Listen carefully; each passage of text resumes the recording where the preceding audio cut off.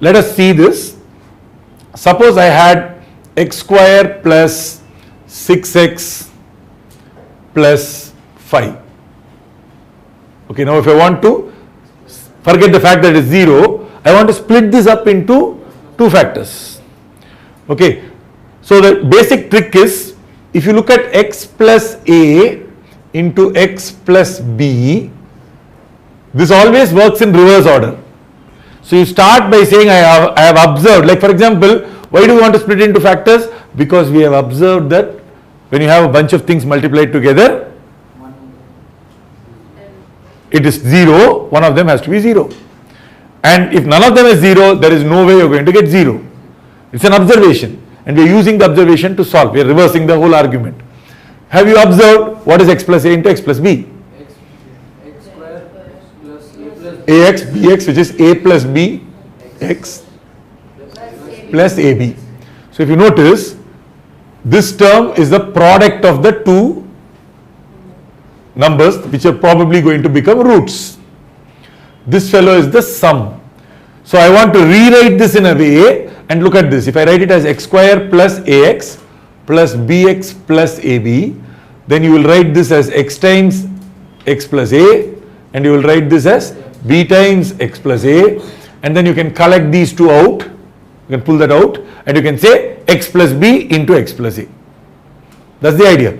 Now when people look at this, this is a simple process, no complexity. In algebra, everything comes from inspection. You first notice this, and then you say, oh, okay, let me use this here. Okay, it's not like somebody came up with this and said, I have a brilliant idea, let us start. They saw this and they say, oh, okay, this is what is happening, why can't I use it here? So, what do now I want? I want this thing, this probably is a into b, and this fellow is a plus b. Is there an a and b which will make ab as 5 and a plus b as 6? Well, luckily, if you are looking at integer answers, it's very easy, because with 5 there is only one way to get ab. Well, there are actually a couple of other ways. -1 into -5 is a possibility, but really there is only one serious possibility, which is 1 into 5. So if 1 into 5 doesn't work, then we are in trouble, but does it work? Yes. So 1 plus 5 and 1 into 5. Actually, always the best idea to start with this, because there are many ways to split a number into 2 pieces, but hopefully fewer ways to split it into a product of 2 numbers. So start with this, then go here. It's after all guess.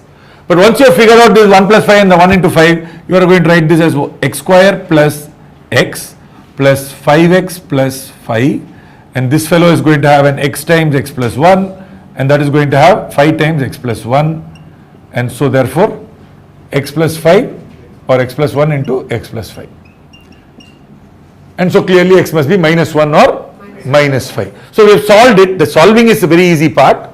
Okay, the main point to keep in mind is the sum of that a and b is going to give us 6. The product is going to give us 5. Now remember, a and b are not the roots. Minus a and minus b are the roots. So sum of the roots, if I call alpha and beta as the roots, sum of the roots is minus of that 6. But instead of writing it as -6, remember this was all under the assumption this is 1. So it's very easy, just simply take out the a and write it as b by a and c by a. So once you get rid of it, then you don't have to deal with, just like we don't have to deal with ax square plus bx plus c is equal to 17, we don't have to ever deal with ax square plus bx plus c. We only have to deal with x square plus b by ax plus c by a. So alpha plus beta, that factor must be sitting there, must be minus b by a. Alpha beta must be c by a. By the way, have you seen questions based on alpha beta and alpha plus beta? The reason you are doing that is because in the 1400s, when people were still trying to figure out all of this, they didn't know how to find alpha and beta. But they realized that alpha plus beta is minus b by a. And alpha beta was c by a. And they didn't write c by a, they would have basically broken down. So if somebody comes and says, hey, wait a minute, do you know what? I have got this great equation plus 4x plus 7. Can we try and break this up? Say 7, 7, 1 into 7, not working. Okay, I don't know what it is, but there must be an alpha, there must be a beta, and when I look at these two, it must be -4. There is no by A, because A you just remove it. And then alpha and beta product must be 7. Now they'll sit and say, what do I do? Nothing much you can do. Okay, because it's not an easy equation to solve otherwise, right? By guessing. But the basic idea is that this is what they will start with, because it's actually the reverse of factorization. Now that you know how to solve, actually it doesn't make too much sense for us to waste time doing problems with this, but you will get a lot of such problems in your school exams and IIT as well, so it's useful to learn it. But what I want you to understand is the historical context. Why are we wasting time on this? Because this is what people were trying to solve. By the way, it's still not a big waste of time, because you don't know yet how to solve this equation. X cube plus, let us say, 5x minus, or 5x square minus 6x plus 11 is 0. I don't know how to solve this equation. By the way, there is a solution, complicated solution. But if I look at it, whatever it is, it must be x minus alpha into x minus beta into x minus gamma is 0. That's how it should be, na? Because it has cube. Then alpha beta gamma minus alpha beta gamma must be that 11. So alpha beta gamma must be minus 11. Right? How will I get the first term? X square into minus gamma. Okay. X square into minus alpha. X square into minus beta. So minus of alpha plus beta plus gamma into x square must be 5. So alpha plus beta plus gamma must be minus 5. And then you say, hold on, can I also come up with one more? Alpha beta plus beta gamma plus alpha gamma must be into x, must be minus 6. Do you see where we get this from? All I am doing is expanding this. X cube matches x square gamma minus gamma, x square minus alpha, then x square minus beta, that is minus alpha plus beta plus gamma into x square must be equal to 5x square, which means alpha plus beta plus gamma must be minus 5. Now, how do you go about solving this? You think about this and try and see if you have some numbers which will match. Not that it will match. If I cook up a question like this, it won't match. But you see, what people are doing is exactly what people were doing at that time and what you are being asked to do now. Sum of the roots, without knowing the roots, you at least know the sum of the roots. Without knowing the roots, at least you know the product of the roots. And then you hope and pray that you can find out what those roots are by doing some guessing. Now you can't answer it fully. I am just telling you that you could guess it. For example, if I had got some nicer number, let us say x square minus 4x plus 4 is 0, then I will say, oh, alpha plus beta must be 4, alpha into beta must be 4, and I am going to wonder saying, is there a nice way to figure this out? 1 and 4 won't work, 2 and 2 will nicely work, 2 and 2 will also work, got it. You see, it's some kind of support mechanism to help us guess. Because you are looking at this, and remember, you are searching in natural numbers. The answer may not be natural. So therefore, it may not exist in such a space. It may not even be real. Okay, so obviously many equations people couldn't solve, but they spent a lot of time playing around with this. For natural numbers, it gave us some nice answers. Okay, by the way, this search led people into something else, searching for natural number answers to different types of questions. Okay, so we won't, those equations are called Diophantine equations. We won't do them. Okay, but it's a good fun topic and quite difficult. Okay, so let us leave that now and let us instead continue with this. So I hope the basic idea of this is clear, the factorization, until one fellow figured out a very nice way to solve this problem. Because remember, these people started with x plus a into x plus b. Because what was the basic logic of that? If I had a into b, not a, let me put a bracket, because it looks like a means a number. If I had a bracket with bunch of things multiplying is 0, one of them must be the 0. All of them could be 0, but at least one of them must be 0. Right? This is a insight. Mathematicians take every little bit of an observation.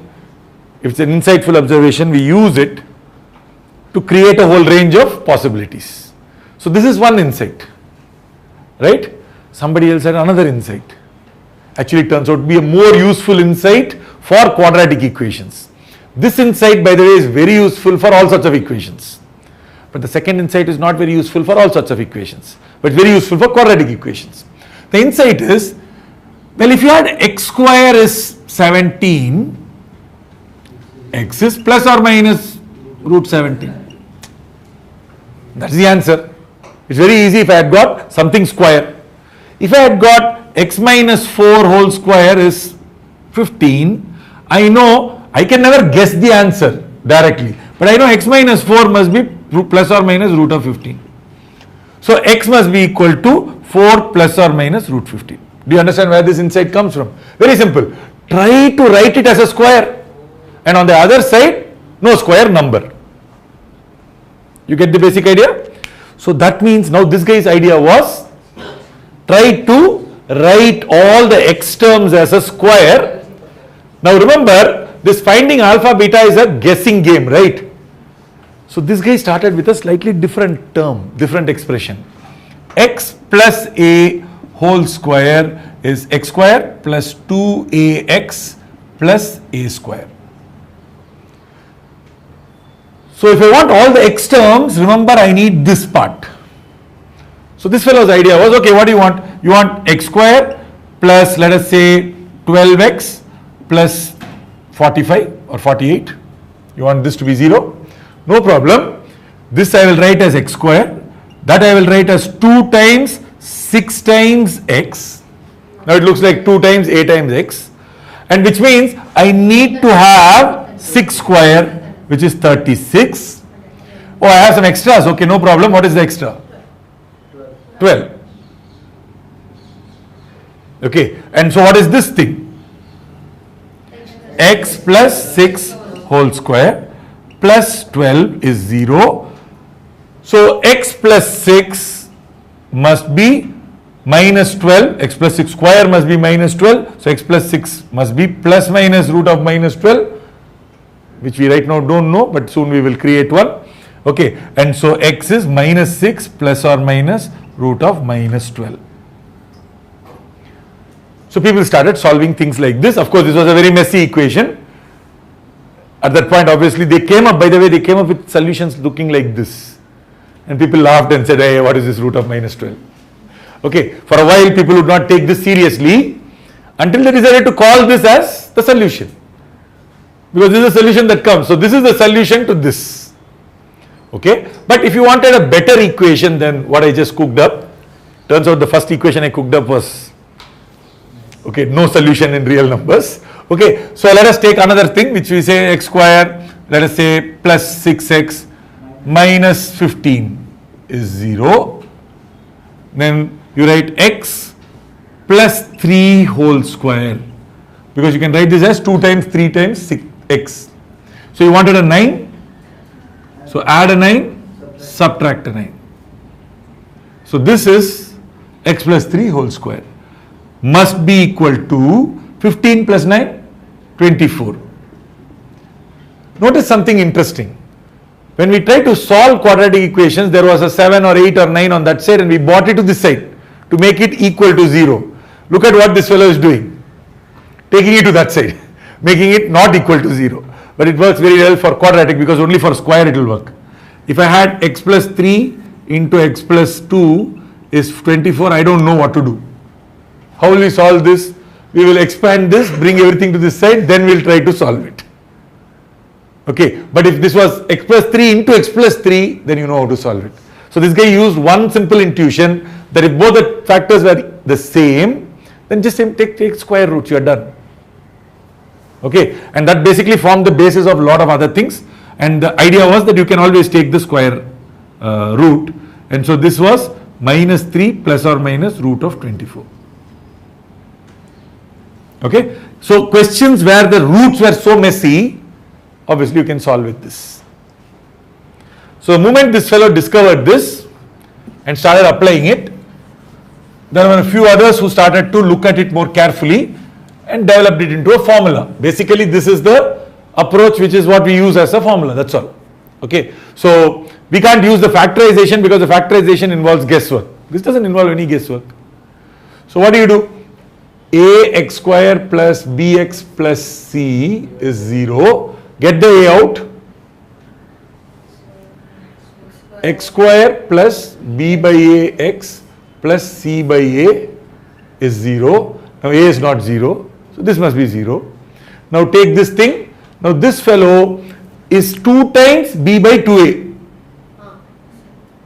So you remember everything you want to write it as 2 times, because x square plus 2ax plus, see, think of what is this. X square plus 2 into a into x. I want to know what this is. Plus a square. The plus a square is such a trivial part, you can always add it and subtract it. Okay, so the real problem is I want to write this as 2 times something times x. So it is 2 times b by 2a, and so that's why the b by 2a becomes so important. So if you look at this, this is x square plus 2 times b by 2a times x. But if I want that, I must have a b by 2a whole square. Okay, which means I must subtract. So plus c by a minus b square by 4a square is 0. Now this thing is x plus b by a, b by 2a, x plus b by 2a whole square. Okay, and so that is equal to, take it to that side, b square by 4a square minus c by a. So we can write that also as a square and put an a there, and you can put a 4 here and you can put a 4 there, and when you take it to that side, this will become minus and that will become plus. So you end up with b square minus 4ac by 4a square. And so when you take the square root, this basically becomes plus minus. Please remember, this is a very useful and important thing to keep in mind. X square is 9, x is plus or minus 3, plus or minus root 9. But what is root 9? Only 3, not minus 3. Root is always positive root. Root of a real number is always the positive root. Real positive number is always the positive root. Let me qualify it. Because root of minus 9, you can't say is the positive number, no. So root of a real 0 or positive number is positive. That is why I need to put a minus, because the root itself doesn't give me a minus, but the answer is also minus 3, right? Root 9 is only 3. So why am I putting a plus minus? Because the answer could be plus 3, which is root 9, or it could be minus 3, which is minus root 9. So what is root 9? Only 3. Why is root 9 only 3? Defined that way. Because otherwise you say, let us take root 7. Now immediately you will ask, wait a minute, do you have to say minus or the plus part? Which one should we take? Root 16. Should I take plus or minus? When I need you to take plus or minus, I will say plus or minus root 16. Those are fewer cases. Most times I say root 16. What do I mean? 4. Not minus 4. So what is minus 4? Minus root 16. So that way it is well defined. So root is a well defined function. Okay. So root of 9 means 3. Root of 4 is 3. Root of 2, 1.414, not minus 1.414. But if x square is 2, remember x can be minus root 2 or plus root 2. That's why the plus or minus. Now if I take the root, remember I am not just taking the root, I am taking plus minus. So if I did that, I am going to get x plus b by 2a is plus or minus root of b square minus 4ac by 2a. Now the point is, if you say that also has a plus or minus, this also should have a plus or minus, it doesn't matter, it's overall a plus or minus. Because if you say plus or minus, plus plus will give me one number. Minus will also give me the same number. Plus minus or minus plus will both give me the same, different but same number. So how many possibilities do you have? One is overall plus, one is overall minus, that's all. And then you have a minus b by 2a because the b by 2a was on that side. So when it goes there, you end up with a minus b by 2a, same fact denominator. And so we write the formula like this. And this, by the way, was a major discovery where people could write it in this form. While the Indian mathematicians who discovered lots of techniques for solving quadratic equations, they had done many different techniques. One of the techniques was this factorization technique. The other technique was also this squaring, which we call it completing the square. So there is an x square, but actually there is an x plus 3 whole square. It was not completed, you complete it. Whatever is extra, you take it and throw it on that side. So completing the square was also something that people like Bhaskara and a lot of other Indian mathematicians did. But what they didn't do was to put it into this kind of a form. But this kind of thing basically now makes it mechanical. If you have an equation, just substitute, put numbers. Makes it like after this very boring. Okay. Now after this, if you say sum of the roots is minus b by a, it's very obvious because when I add the roots, remember what will happen? This minus and my plus will cancel out. So I will get minus b by 2a, minus b by 2a, minus b by a. Do you see why sum of the roots will basically just be minus b by a? Clear? What about product of the roots? Actually, product of the roots is also quite easy because if this you think of as alpha, not alpha and beta, so let's think of it as x. Well, I am using x already, so I can't use alpha, I can't use x. Okay, let us say f plus g, the other root is f minus g, so product of the roots is f square minus g square. Forget the denominator is going to give me 4a square. The numerator is going to give me f square, which is b square, minus b square minus 4ac. Minus b square minus 4ac, minus or minus will become plus. So you see this will cancel out. 4ac by 4a square, 4 will cancel, so you will get c by a. Okay, after that there is really no use to saying alpha beta is c by a.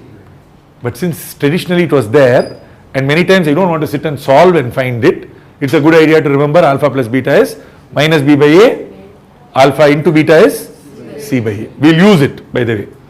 Okay, because it's not useful to sit and solve the equation, find it and then go on. So questions will be based on that small trick. But do you see that there are two ideas here? Now once somebody came up with this, what do you think they would have tried for cubic? That way, that allows for cube, right? Factors. What will they try here? Oh, they'll say, oh, try to complete the cube. But that's not, by the way, easy. Okay, so if this was equal to 27, or let's say it was equal to some 1000, then I can say x must be equal to cube root of 1000, which is 10. So 10 minus 3, 7. Right? So that's one possible answer. Now the problem is, writing this is all nice, fine. You can solve this. But how will I get this? Because you see, I have x cube plus 3 times, like suppose I call this a, 3 times x square plus 3 times a square x plus a cube. You see, this also has to match, that also has to match. Too many things have to match. So if I had some weird number which said, okay, here I have 9x square, you know that a must be equal to 3. But if a equals 3, this better be 27. But what if this was 40x? You're dead. Can't do it. You understood? So people spend a lot of time trying to see if they can come up with a similar solution. Finally, a guy called Cardano came up with a solution, very complicated solution, nothing like this. So therefore, we don't study cubic equations in great detail. Okay, well, it stops unfortunately here. Okay, but you understand the history of how this whole thing happened. Anyway, so these are two different insights. One is called completing the square insight, the other one is factorization insight. And of course, the last resort is you do completion of the square and formula. Is that clear? But the most important insight, and that's what we are going to focus on after some time, is the fact that you can write this quadratic expression in the form of a graph. Okay, and there you will see that this b by 2a will be very, very important. We will come to that in a minute, not in a minute, a little later. Okay, so when we get there, you remember that this is going to play a big role. Okay, but for that we will need to worry about graphs. So for now, enough of that.